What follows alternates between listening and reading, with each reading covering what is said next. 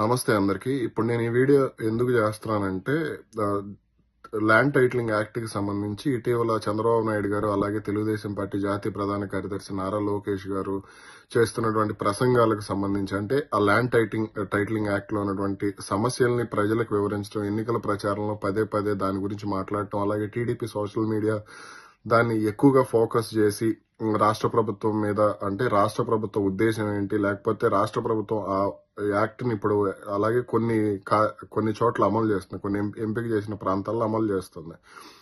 ఒకవేళ అది పూర్తి స్థాయిలో అమలు జరిగితే ఎటువంటి నష్టాలు ఉండబోతున్నాయి, లేకపోతే భూమి యజమానులు ఏ విధంగా నష్టపోతారు ఏంటి అనే దానికి సంబంధించి వాస్తవాలను ప్రజల్లోకి అనేక రూపాల్లో తీసుకెళ్లే ప్రయత్నం అయితే జరుగుతుంది.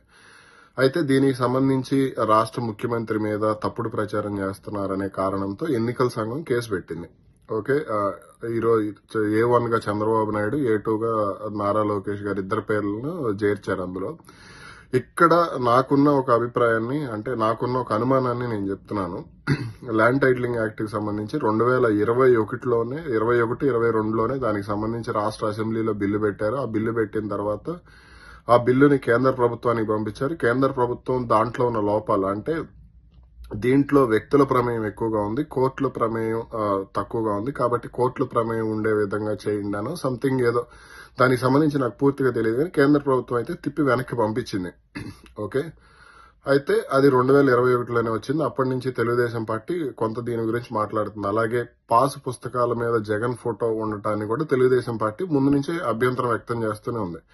కాంగ్రెస్ పార్టీ గవర్నమెంట్ ఉన్నప్పుడు పాస్ పుస్తకాల మీద జాతీయ జెండా వెనకుండేది, అది కాంగ్రెస్ పార్టీ జెండా కూడా రెండు ఒకే రకంగా ఉంటాయి కాబట్టి అది పాస్ పుస్తకాలు వెనకుండేది. అయితే చంద్రబాబు నాయుడు గారు వచ్చిన తర్వాత దాని మీద ఆంధ్రప్రదేశ్ లోగో పెట్టి దాన్ని పూర్తిగా ఎవరి ఫోటో ఎవరి బొమ్మ లేకుండా మన పాస్పోర్ట్ ఎలా ఉంటుందో అలాగ ఇచ్చారు.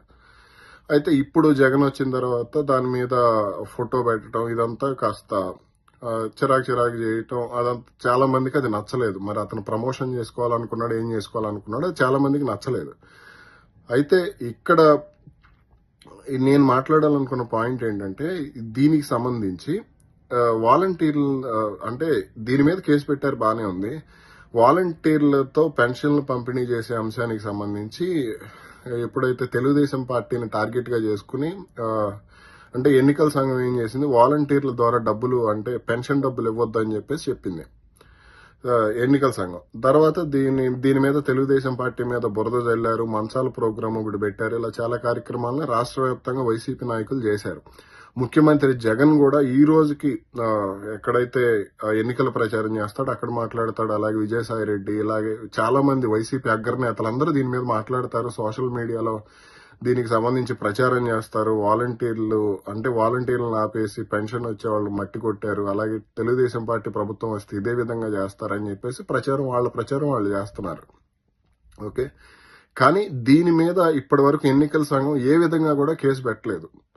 అంటే దీని మీద తెలుగుదేశం పార్టీ వాళ్ళు సరిగ్గా ఫిర్యాదు చేశారా లేదా అనే విషయం మీద నాకు అవగాహన లేదు, కానీ దీని మీద అయితే ఏ కేసులు నమోదైనట్టయితే కనపడలేదు ఈ రోజు వరకు.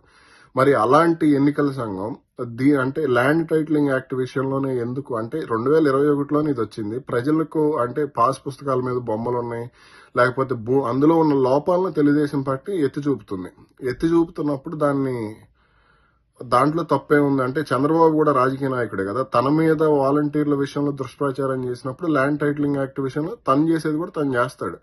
అది రూరల్లో ముఖ్యంగా పట్టణ ప్రాంతాల్లో కంటే రూరల్లో ఎక్కువగా ప్రభావం చూపించే అవకాశం ఉందని ప్రభుత్వం భయపడింది అనే విషయం అయితే ఈ అంశాల్లో క్లియర్ గా అర్థం అవుతుంది. అందుకనే ఇప్పుడు దీనికి సంబంధించి కాస్త జాగ్రత్త పడి అంటే వాళ్ళు ఫిర్యాదులు చేయటం లేకపోతే కేసులు పెట్టడం ఈ కార్యక్రమాలు చేశారు.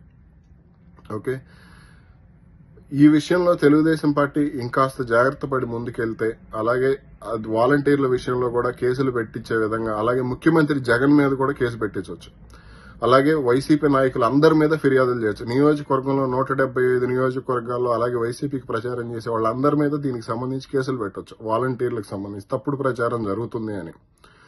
ఓకే, ల్యాండ్ టైటిలింగ్ యాక్ట్ విషయంలో వైసీపీ ఎలాగైతే రియాక్ట్ అయిందో అంటే దాన్ని ఏ విధంగా అయితే వాళ్ళకి మైనస్ అవుతుందని వాళ్ళు జాగ్రత్త పడ్డారో అలాగే తెలుగుదేశం పార్టీ కూడా ఈ విషయంలో ముందుకెళ్లాలి. ఎన్నికల సంఘం ఏకపక్షంగా వ్యవహరించకుండా దీనికి సంబంధించి అంటే తెలుగుదేశం పార్టీ విషయంలో ఎలాగైతే ల్యాండ్ టైటిలింగ్ యాక్ట్ విషయంలో క్రిమినల్ కేసులు పెట్టిందో A1 A2 అనే ఆ విధంగా పెట్టిందో, అలాగే వైసీపీలో కూడా A1 నుంచి